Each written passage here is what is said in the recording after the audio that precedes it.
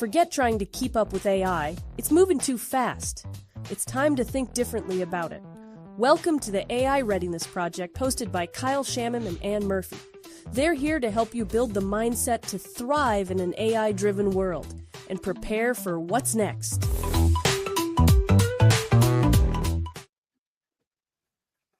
Oh, 𝗪𝗵𝘆. Hello. Shaking. Hi, Am I everybody. looking? Am I looking Hi, smooth? Kyle Shannon. Am I looking like a disturbingly old guy at the club?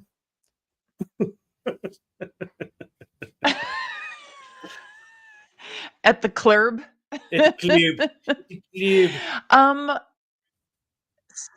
How are you doing with your AI readiness these days? This week? I'm doing good. I'm doing good. I oscillate wildly from feeling clueless to feeling like I have a clue. And I'm in a process of starting to feel like I have a clue, which I think is a very bad place to be. Why do you think so? Because I think when about the time you think you have AI figured out, something changes and you don't. There's something about being in an ongoing adaptability mode where just you're gonna have to adapt to new stuff all the time. I think when you start to feel like, I think I got my head around this, I think you risk trying to lock it down and have it be that forever. So that's why I think it's a bad thing. How are you doing? What's going on with you? Well, you know, I said before the show, I'm not exactly sure what I'm talking about today because we're like in the where the rubber meets the road phase of the work that we're doing in the AI space. I'll give you a couple of examples. You know, we're going to talk about today the AI Readiness Program and that it has quietly dropped. It has, but it is soft launched. It is soft launched, as we say. Then we oh, Rachel, good. We've got our friends in the house, and Steve-O and Reggie. Nice. So, you know, so the AI Readiness Program is now available to people. Meanwhile, we have just today, we had our first cohort. We launched our first cohort of the Certified AI Educator Program in 𝗪𝗍𝗂𝘃. So we now have our first group of 6 women going through this. And the thing that's so cool about it is that we have an internship, so they will not only be learning how to educate like through an adult learning and development, you know, framework where you're like officially doing things the right way for people to learn things, but then they get to try that out on our audience of young college age women in poor countries who are wanting to learn AI. So our educators get to try it out. Meanwhile, I got into this thing today where I need to say to somebody, who are the consultants in the 𝗪𝗍𝗂𝘃 consulting agency. So I was like looking around, I'm like, well, here's who they are. Like all of these things are we've got the conference. Like I was gonna say, you got a conference. All of these things are happening. Yeah. And we've got the conference. So like here we are. All of this stuff is coming to fruition. And I feel like this is what people on their AI journey will experience at some point where you just go, there's so much there now. There's such a center of gravity, whether it's because you've decided you're 𝗪𝗪𝘃 and now you are an AI filmmaker, right? Or you know, you're you and you're like, you know what I'm gonna do? I'm gonna show up on TikTok every single day for forever. Or whatever, however it manifests. Like bunches of us are getting into this era now where we know what we're doing, we know what we have to offer the world, and we're making it available to the world. And like that is just very, very it's a very heady thing. It's a heady thing. So I want to let you off the hook a little bit, if that's okay. Please do. So you said you like weren't really sure how ready you were for AI. I think you're not in a sort of, as we define, AI readiness, it's this curious, sort of exploratory, adventurous kind of headspace, right? Yeah. What you just described, you actually can't be in that headspace right now, right? What you just described is, oh crap, I've got to be the expert right here. I've got to show as a leader who knows what they're talking about, right? And as you said, put the rubber to the road. So I think the fact that you're feeling not too connected to that open, curious thing is actually a really good sign of where you are, right? You need to be there as a leader, and whether you make the right decision or not, that time will tell. But you have to be there, having made a clear decision. Here's who we are. Here's where we're going. Here's the consultants. Here's how this course is going to go. Here's how the AI readiness is going to roll out, right? So I give yourself a bit of grace. I feel like you're in a really good place, but it's not where you and I normally are when we talk about this AI readiness. It's not where, like, because it is what it is, I need to be able to say, this is how we teach prompting. This is not how we teach prompting. Yeah, exactly. This is how we do use case-based education. Yeah. And is it the right thing for all time? Probably not. Will you change it a week from now? Maybe. Nope. But right now you have to be definitive. So I think you're in a very healthy place. I applaud you. I mean, damn, I think lots of stuff going on.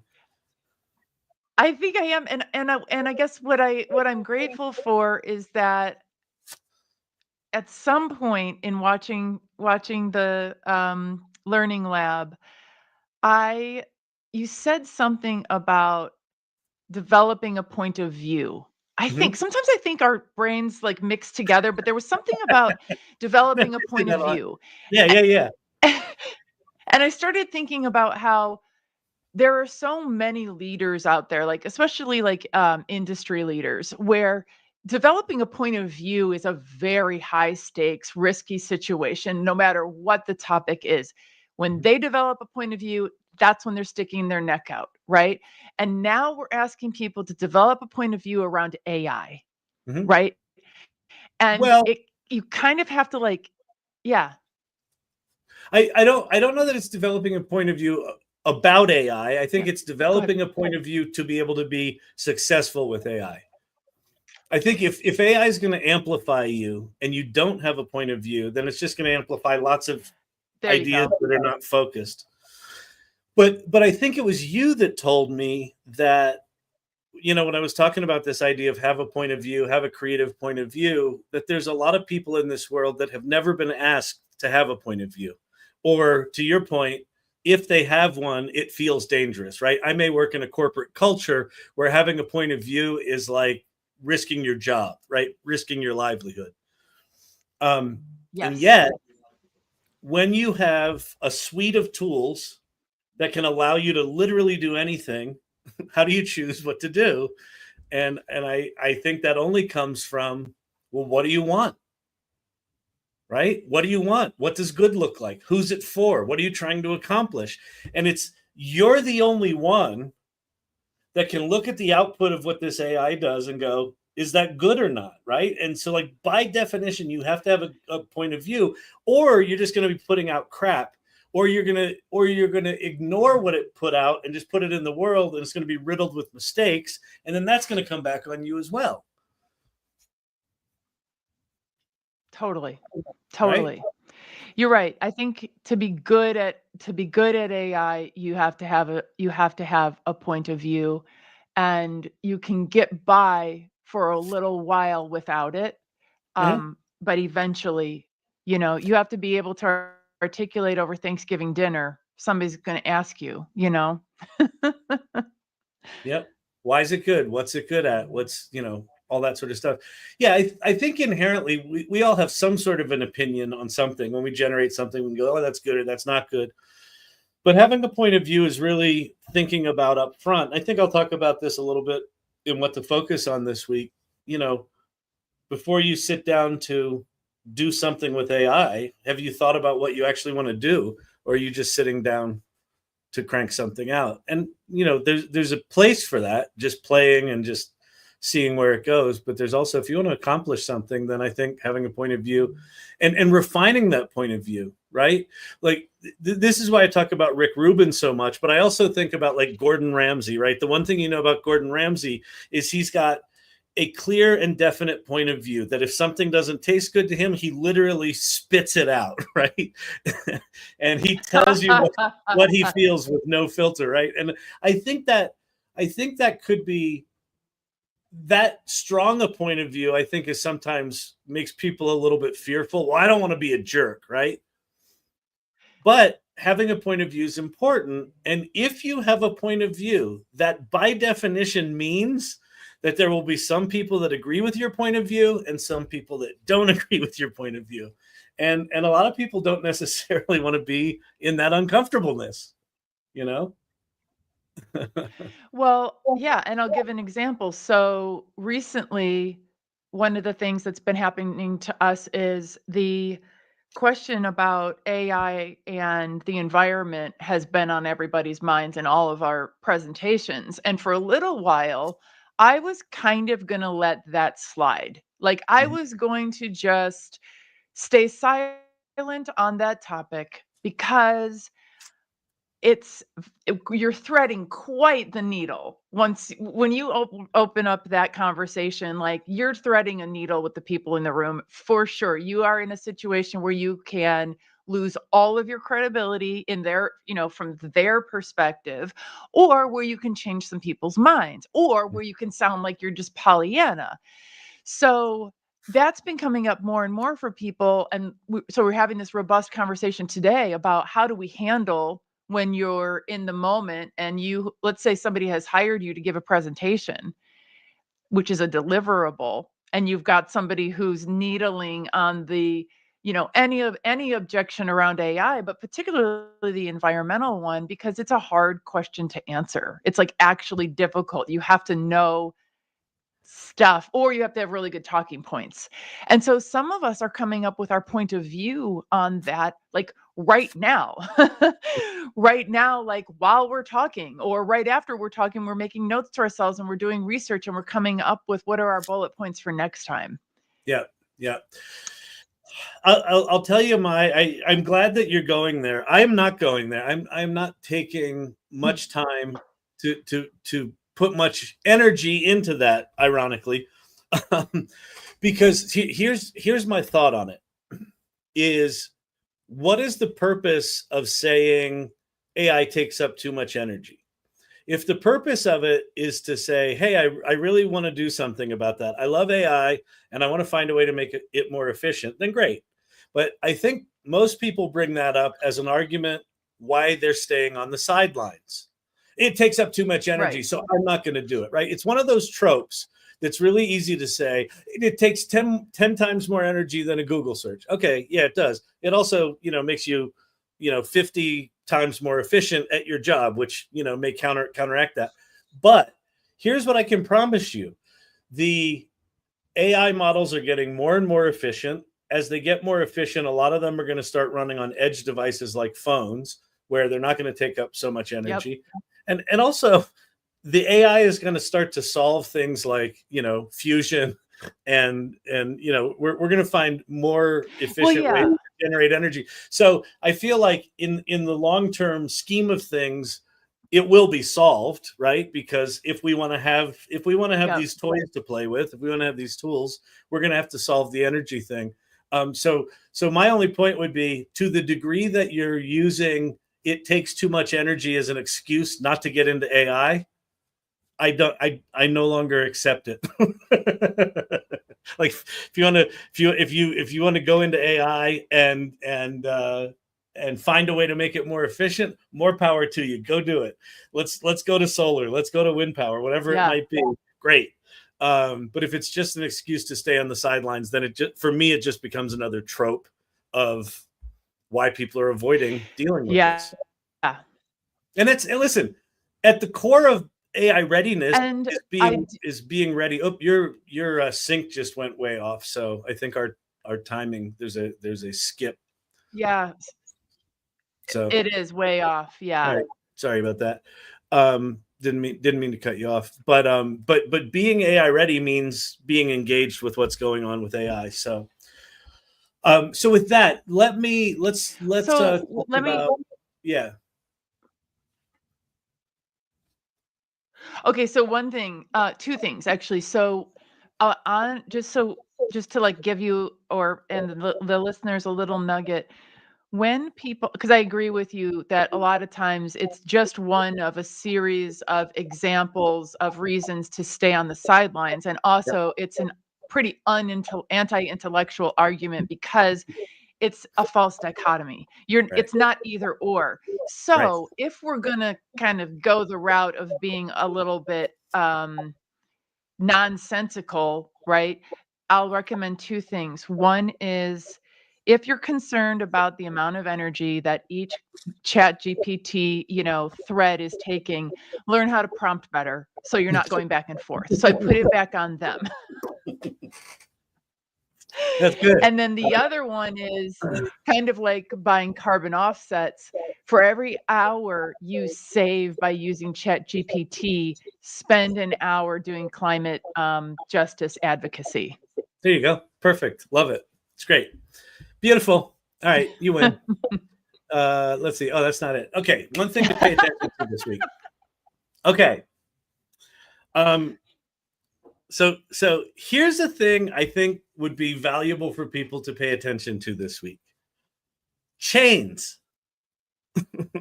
And here's what I mean by chains. One of the things that has struck me in the past couple of weeks is that when someone says, what's the best tool for XYZ, it's almost an impossible question to answer because the tools are really complicated. A lot of tools are multimodal and have all these different features that they do. And I also feel like saying things like, what's the best tool for making, this kind of output kind of reduces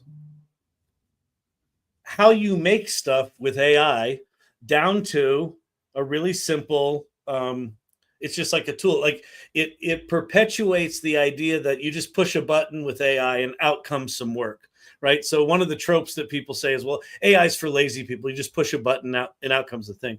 So when I talk about chains, what I'm talking about is the process, the workflow. What are the chain of events that have to happen? If you say, ooh, I want to make one of those Yeti videos, right? Where there's all, the Yetis sort of walking through the woods talking about whatever product they're talking about. I want to do one of those. Well, what is the chain of events? What are the chain of tools? What are the chain of activities? What are the jobs that you need to do to be able to produce one of those videos? Well, the first thing you have to do is you have to have a concept, right? So step one in the chain is have a concept. Now, is that a concept you came up with? Or are you just copying someone else's? Are you going to go to ChatGPT and brainstorm it? Are you going to go to a whiteboard and brainstorm it? And then second thing might be work with ChatGPT to come up with a campaign, right? Maybe you want to talk about, you want to have Yetis talking about Yeti coolers, right? Get it? It's Yeti and Yeti, right? And how did you come up with that idea? Maybe that's a collaboration with ChatGPT. And then now once you have a concept, now you can come up with individual ad ideas. And maybe you have ChatGPT write those. Then you have to come up with a voice for the character if you want to control the voice. Or maybe you're just going to use VO3 and just have it automatically do it. So everything that we do in AI is some chain of events, some chain of jobs. And some of those involve AI tools. And a lot of those just involve human input, right? I want to do this. ChatGPT gave me a result. I don't like the result. Make it better. There's a lot of back and forth. I'm going to go make an image of what my Yeti's going to look like. No, I don't like that. No, I don't like that. No, I don't like that. Back to point of view. So my thing to pay attention to this week is when someone asks you, what tool did you use for XYZ? Don't just answer the tool. If I just say to you, oh, I used Hedra to make that, or I used VO3 to make that, you're just like, oh, okay. And then you don't have a VO3 subscription and you don't know how to do it. But if I say to you, oh, to make that thing, well, first I had the concept and then I kind of did this brainstorming thing with ChatGPT and then I went to the whiteboard and then I went to 11 Labs and I designed a voice. And then there's something about unpacking that process that lets the person asking the question know that there's way more to this AI stuff than just pushing a button. There's a lot of craft in it, right? Even if what you're just doing is a recipe book, right? I got to come up with the ingredients, and then I come up with the tone, and I started with my grandma's recipes, but some of them were bad, and so we changed some of them. And like there's a chain of jobs that has to happen before you get to some output. Some things with AI are much more simple, but most things that I see that are of any value have been some chain of events, some chain of jobs that are strung together. So that's my thing to pay attention to this week. So I'm curious as to your thoughts of if I am blowing smoke up my own butt. No, okay, yeah. So Reggie in the comments just said exactly what I was saying, which is this is a craft. So there's all these people out there saying AI is ruining our craft. Right. AI, Is a generative craft. AI Yes. is a craft. Yes. It is a freaking craft. Don't take that away from me. It is a craft. I am a creator. You Yeah. know what? Yesterday when we were in the AI Salon Presents, we had Preston Marks Pearson. from Pearson Marks from /𝗲𝗃𝗲 was on the AI Salon Presents last night, and he was showing us 𝗟𝗃𝗃𝗲, which is it's like a podcast, AI podcast creation. Yeah. And what was really cool was he was feeling sheepish about doing a demo because a lot of times demos can kind of have the connotation of being salesy. Well, 𝗪𝗵𝘆 𝗧𝘂, who's your co-founder of the AI Salon, she said, wait a second, time out. You've created this. This is your art. Yeah. This is your art. Do us the honor and the privilege of showing it to us. Like, and by the way, what an act of vulnerability too, when we show people our babies, our artwork. And that stuck in my head, and I was like, why can't we claim in the sea of people on LinkedIn, et cetera, saying, AI this, AI that, AI is taking your jobs, AI is ruining all the crafts, blah, blah, blah. Why don't we get to own that AI itself allows us to be creators? The fact that that when you sit down and to think, hey, I need to create an ad for LinkedIn, you sit down and you're like, okay, I need to do this. You kind of know the 7 things you're going to do, right? How did you get to that? Well, you got to that through trial and error, and you got it to a point. Some of those chains of jobs that you put together are known, right? Like if you were to document it, you could probably say, okay, for this kind of output, I use this tool, then I use that, then I use that, then I use, like, you could write it down. There's other things where you're just like, I don't really know. I kind of know where I'm going. And you kind of meander down this path of these things. And at some point, if you get it right, you're like, oh, I want to remember that. So what I would encourage people to do for the next week or so is start noticing your chains of jobs, start noticing those chains of events, start documenting them, right? Yeah. Start documenting them and then start talking about them, because I think that idea of revealing the craft of AI is really important. And I think it, especially for like the doomers that are like, oh, AI is just push a button, it's just lazy. No, it's only lazy if you treat it lazily. If you treat it like a craft, then it's not lazy. It is an art. So here's a fun challenge. What if we all committed to, when the next time somebody says, what did you use to make that? We take like a minute to take a step back and say, yeah, I will tell you the tool that I ultimately used, but here was my thought process going into it. Let me tell you how I got there. Yeah. Let me tell you how I got there. Or you know what? It was a lot of tools, and some of them weren't even AI. You know what? I used a whiteboard. I used whiteboard technology for this. It's from like 1962. Yeah, and then to maybe even also to articulate that there's a category of tools that I used. I chose from, maybe you're like, you know what I did? I used a tool that makes videos. Right.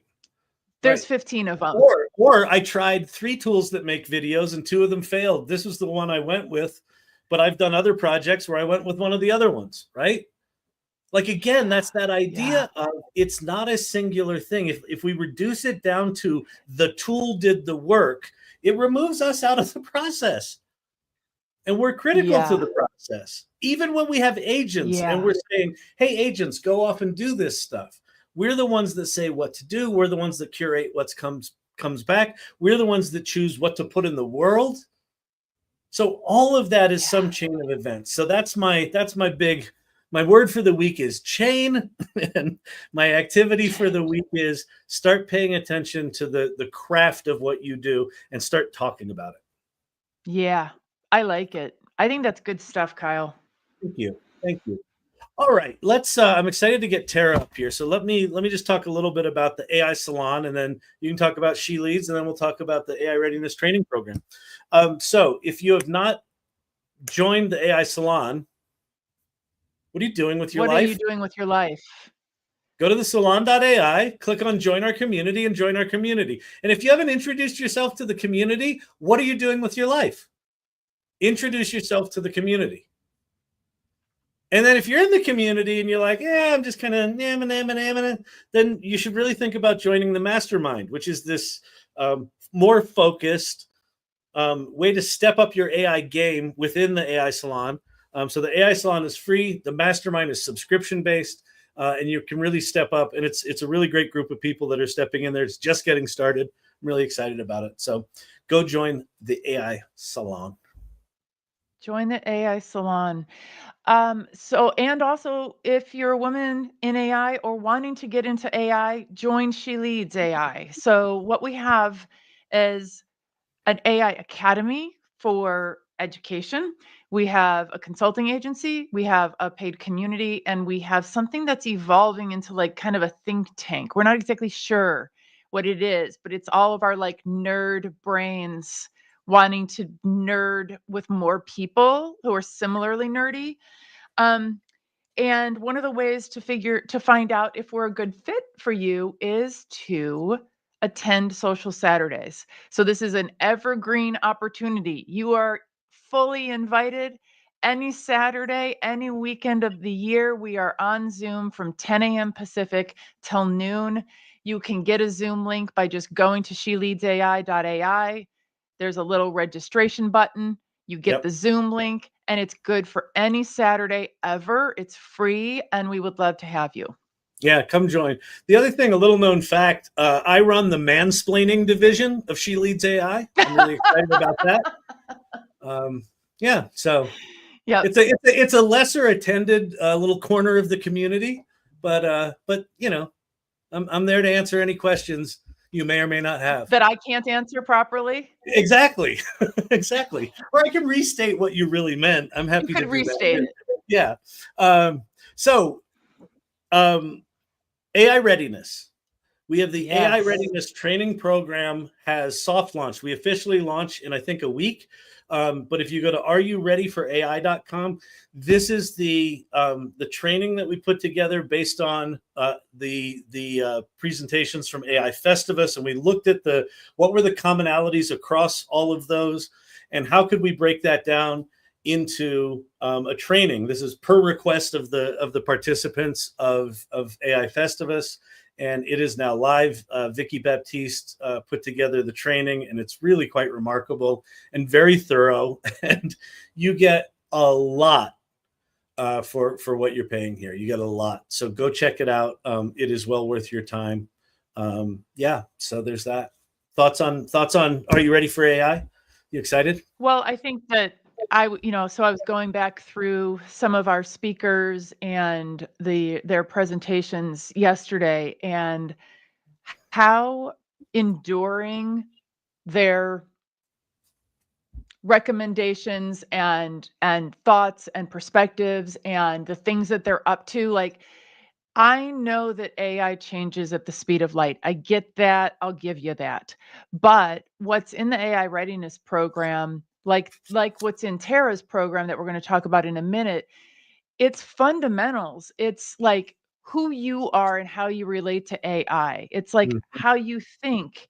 And it's not like you have to learn exactly every button in some app that you've never heard of. And when it goes away, you won't even know because Right, it's like not that important. right. And so the content there is going to help you think broadly about AI, and you're going to know, the next thing that comes down the pike, you're going to be like, oh, this is how I thought about, making videos before, but now I can, or how I made images before, and here's how making videos is different, right? Like Mhm. how I approached it. So Yep, it'll allow you to create a way to like organize your thoughts around yep. AI. Yep, it's a shift in mindset, and really really exciting. So please go check that out. So with that, why don't you tell the good folks about Tara, and then we'll bring her up here. But while she's backstage, say all sorts of nice things about her. Yeah, So I'll say all sorts of things. yeah, exactly. So one of the things I really appreciate about Tara is that she is a learning and development expert. So when she creates something, it's made the right way for our brains to Ah, actually learn. nice. I mean, Kyle eventually teaches us stuff. He gets around. It's like if you hang The around for a meandering year or river. two, Yeah, yeah. you'll learn something.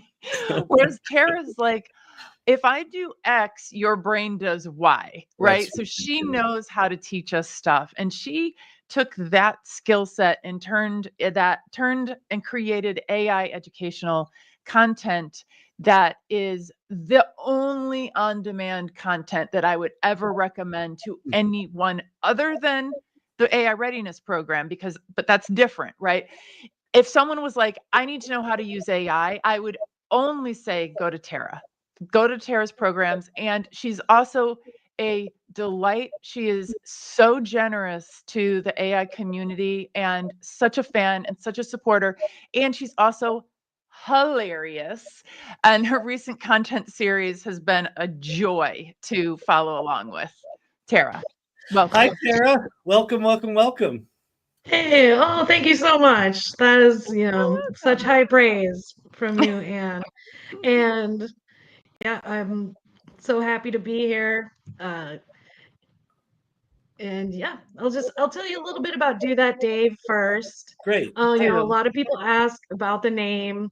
It's a reference to the sci-fi classic film and novel 2001: A Space Odyssey, where a rogue AI system named HAL 9000 takes over a spaceship and then very famously declines to follow the commands of their human crew. There's, out there in space, and they're trying to get inside. One of the astronauts is trying to get back inside the spaceship and says, "Open the pod bay doors, Hal." And Hal says, "I'm sorry, Dave. I'm afraid I can't do that." So, it's a little cheeky, but I launched this to help people discover AI regardless of their level of technical expertise and learn how to use it in their work, but also to understand how the technology works so they can control it instead of letting it control them. So we offer interactive self-paced courses in basic AI literacy and skills.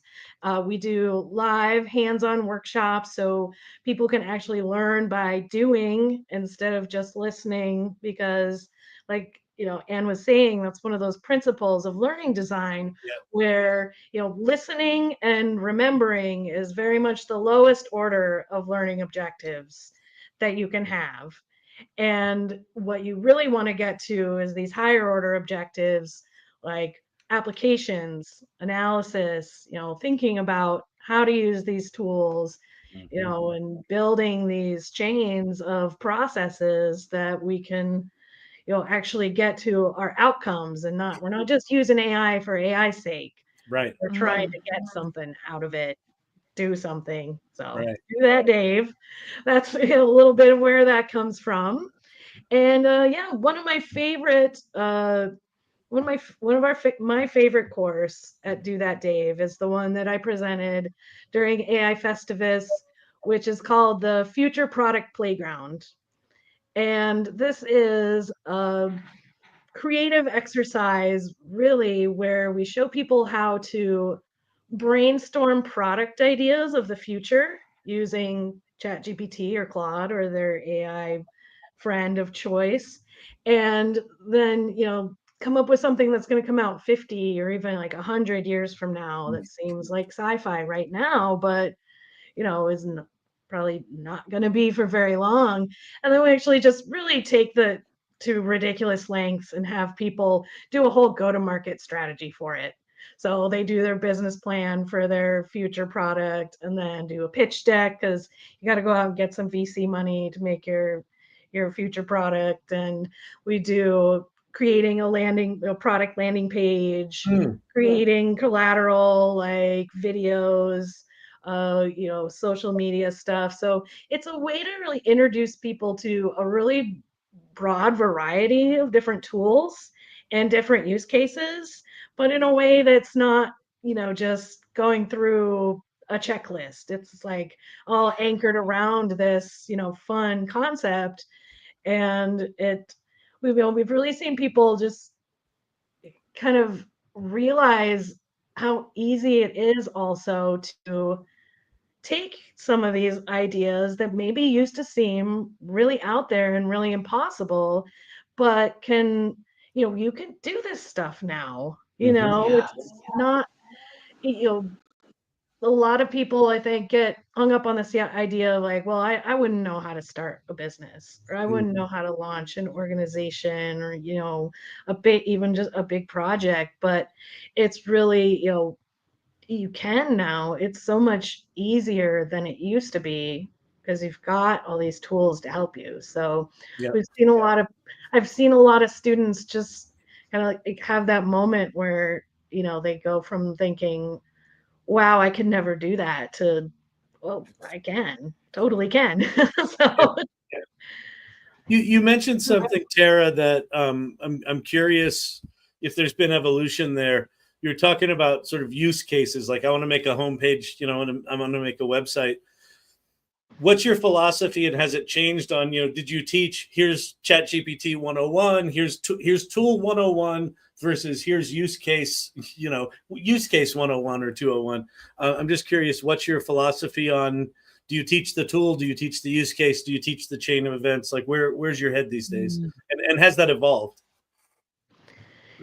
Yeah, I always try to stay tool agnostic with everything I do.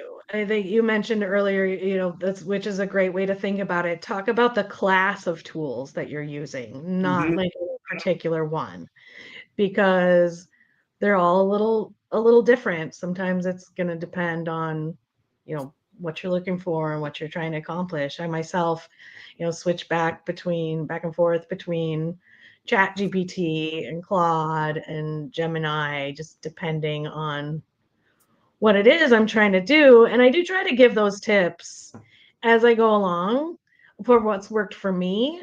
But at the end of the day, it's really going to depend on, what your style is and what you're looking for. So really try to teach that skill of like thinking about which tool you want to use too, thinking about what you want to achieve with it, instead of like, we're going to use ChatGPT for this and we're going to use Gamma for this. I mean, I have to pick one to demo it. And so I use my favorites, but also try to give people, thoughts on how they can work through that decision-making process for themselves. So. Very cool. You're muted, Ann. No, Ann's on mute. How did that happen? Sorry, I got distracted by the chat. People are talking about whether guys can sneak into She Leads AI or not. It would be awfully difficult because we are a cameras on community, so you would get kicked out just by not having your camera on. Anyway, what I love about the playground is that it really addresses this thing that Kyle was talking about the chains. You're teaching people to think so much more than use the tools. The tools are just like this. They're like You just went mute again, Anne.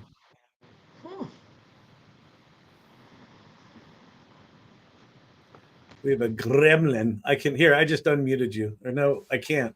Oh, am I back? You're back. Okay. Yeah, something is happening. If something happens even more, I'll go out and come back in. But it's like the tools are just like stops along the way.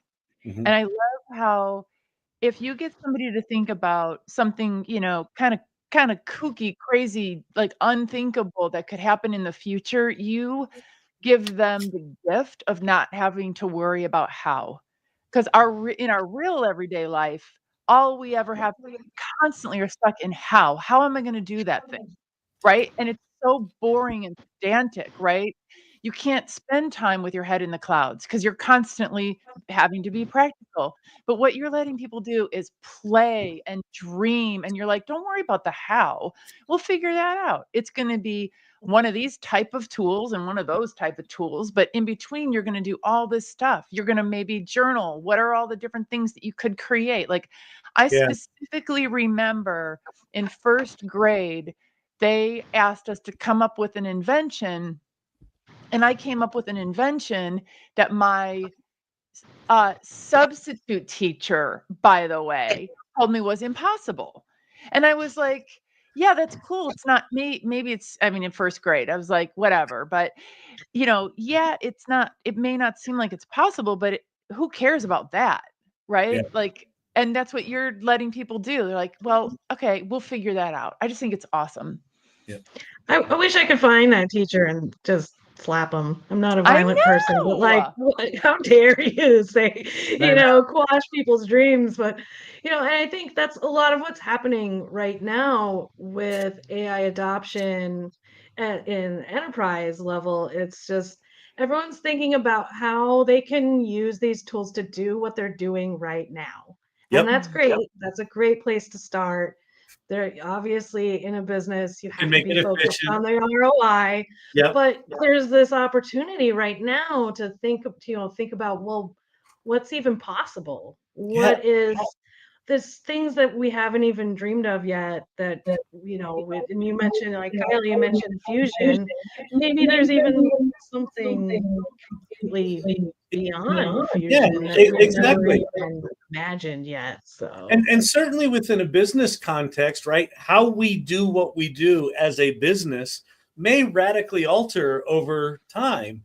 And is that change going to come from within, or is it going to come from, is it going to bowl you over from the outside? And I fear that a lot of the companies that just live in this sort of efficiency, use the tool as an efficiency tool model, are going to get blindsided. And those companies that figure out how to train their people to think critically and do exactly what you're saying, they're going to be the ones that discover new way of doing things from within. And I think that's ultimately, that's how the winners will emerge over the next 10 years, I think.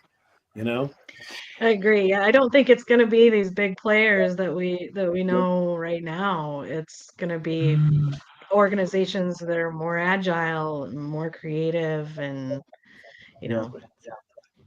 not the Titanic, which is a lot of these big they're headed straight for the iceberg. We're out here kind of like in our little boats. Can I ask you a question on audience? So how long have you been doing Do That, Dave, or how long have you been doing AI education, whatever it's been called? I think it's been about a year and a half. Year and a half. I'm just curious, have you seen a shift in your students, in the learners? Have you seen a shift in either how they're showing up or how they're learning or what you're teaching them? What are you seeing in your audience base? Yeah, I mean, I don't know if I always definitely try to cater to the absolute beginners. And I think the misconception right now is that there aren't very many of those left.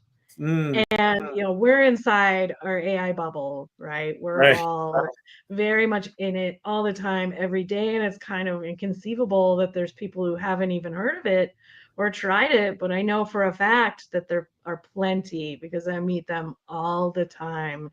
My uncle, from he was just visiting me this past couple weeks ago, and he's like, "So, what is this AI thing? I don't even get it. Like, is this?" And he's like, is AI the one making all these horrible comments on Facebook?" Wow.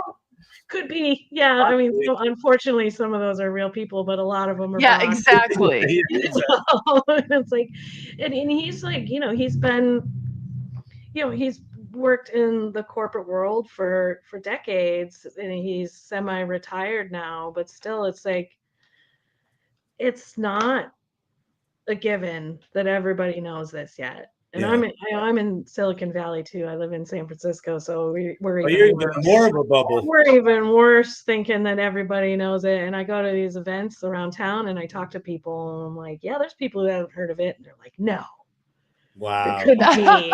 I'm like, "Yes, it could be." So That's amazing. yeah. All right. So So, let's tee up our 3 questions here. Yeah, jump in. yeah. Ann.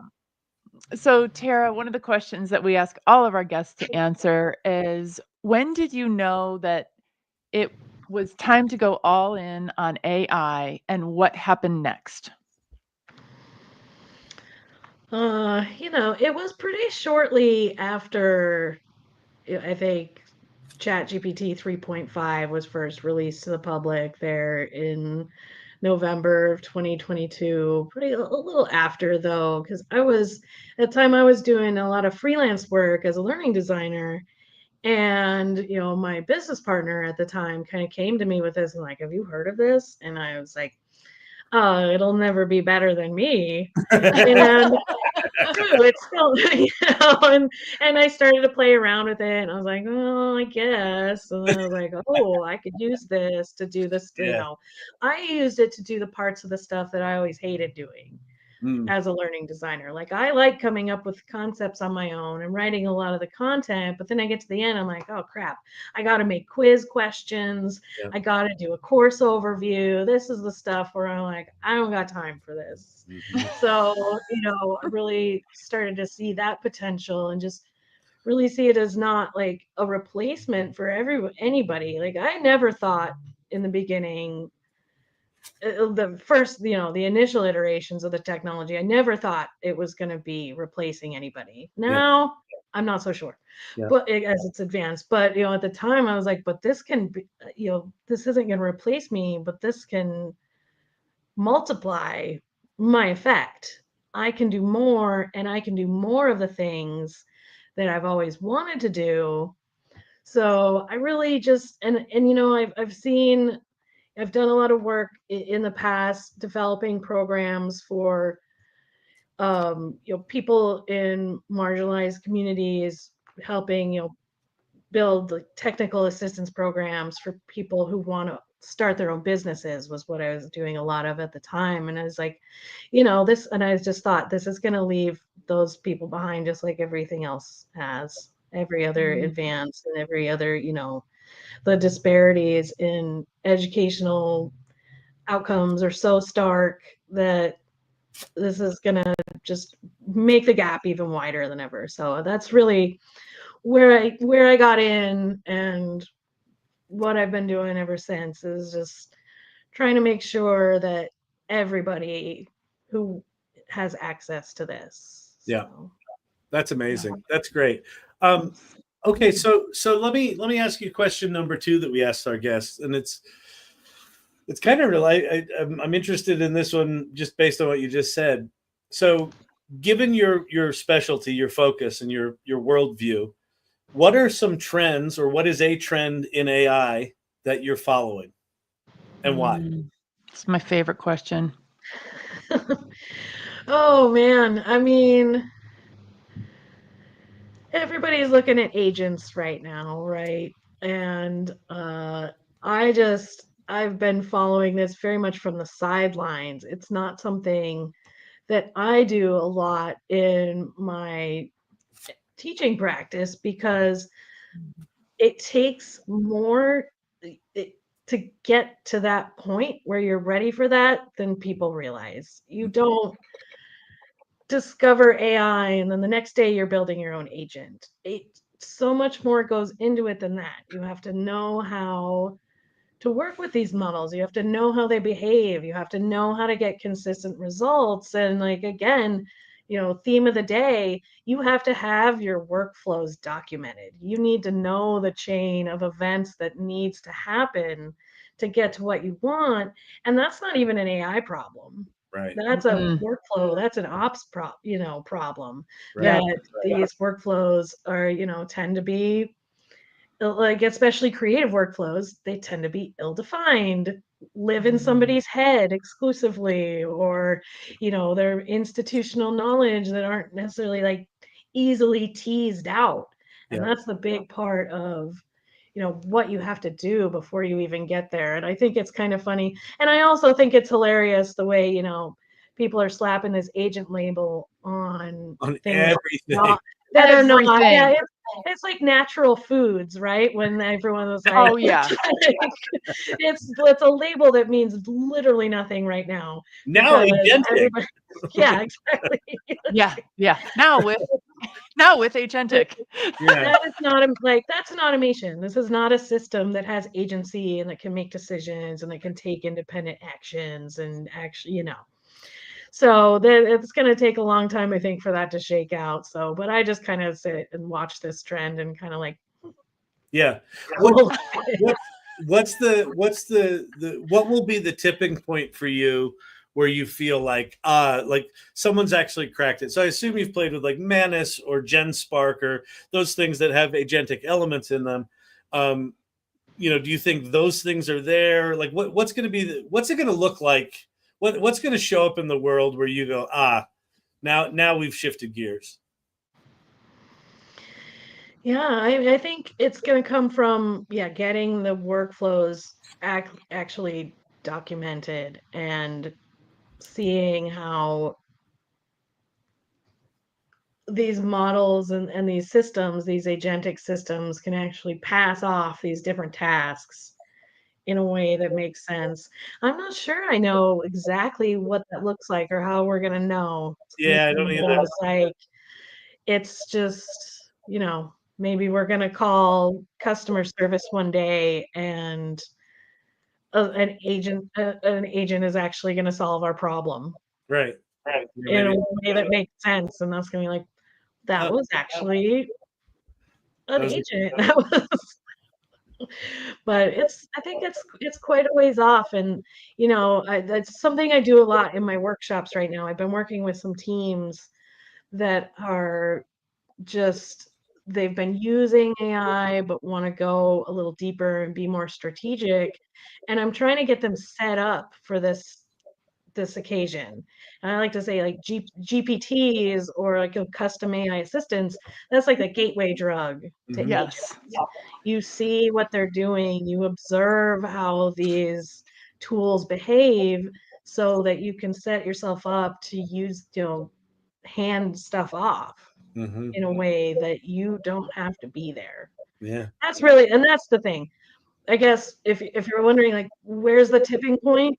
It's when they act right when you're not there. Oh, that's good. That's really good. Real agentic AI. That's really good. I love that. That's great. I'm with you on the, when we're working with people and they're at the stage where they're ready to make custom GPTs, the brilliant part, and why I think currently, like, we should still have the goal of getting to the phase where we know, or we're interested enough and we know how to make custom GPTs.